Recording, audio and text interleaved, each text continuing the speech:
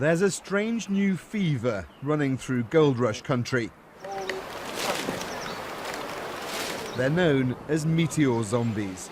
Heads down, searching for a tiny nugget of rock which could make them a fortune. With stardust in their hills, the professional treasure hunters scrambled the moment they heard reports of a meteor strike in California. This is probably the rarest meteorite I've ever hunted as far as Witness Falls goes. It's so important to science. It's very fragile. It won't survive very long, and it's such an extraordinary meteorite. I mean, this is literally stardust. It predates this planet.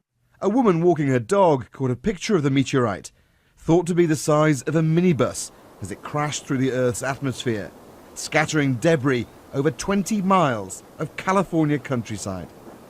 My mother calls me Indiana Jones. You know, I certainly watched the Indiana Jones movies, you know, the archaeology, searching for treasure, you know, grabbing the golden idol and running from natives shooting arrows at you. I watched that when I was a kid, and that's what I do now. I mean, I have been chased by military. I've been robbed, almost killed. I've been put in prison. The desire to find something that no man has touched. I mean, this meteorite was on the other side of the moon. I'll never go there, but this rock was out there, and it's been out there since before this planet existed. That's, again, this is the oldest matter that we have on Earth that we can identify. So you know, to hold something in your hand that was on the other side of the moon last week, to me, is a unique thing. Most of the pieces are being found by locals. It's just a numbers game. You know, there's 1,000 locals to 5 of us.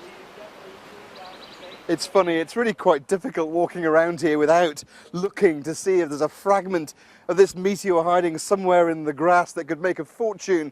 They say there hasn't been as much excitement here in 150 years since they first struck gold just over there. Sutter's mill was where the great California gold rush began in 1848, and history is repeating itself, this time with a gift which came from above.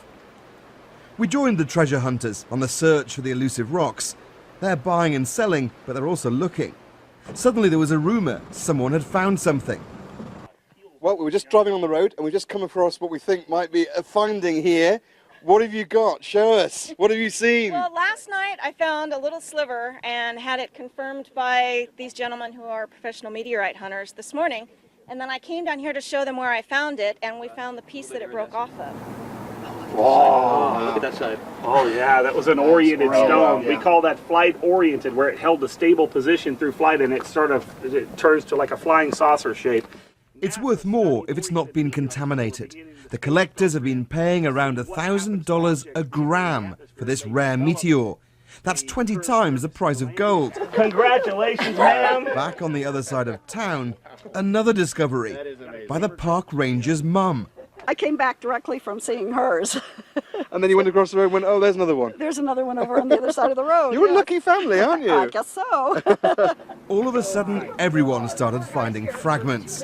You get one? I think I got it. I found the sliver, and I found the big piece. You sure did. Nice. Yes. Here, and they just found it. You got it. The other piece. Oh yeah, I think the backside looks good. All right. Yeah, right. Perfect. 6-year-old Bailey Plimpton and his dad found a big chunk.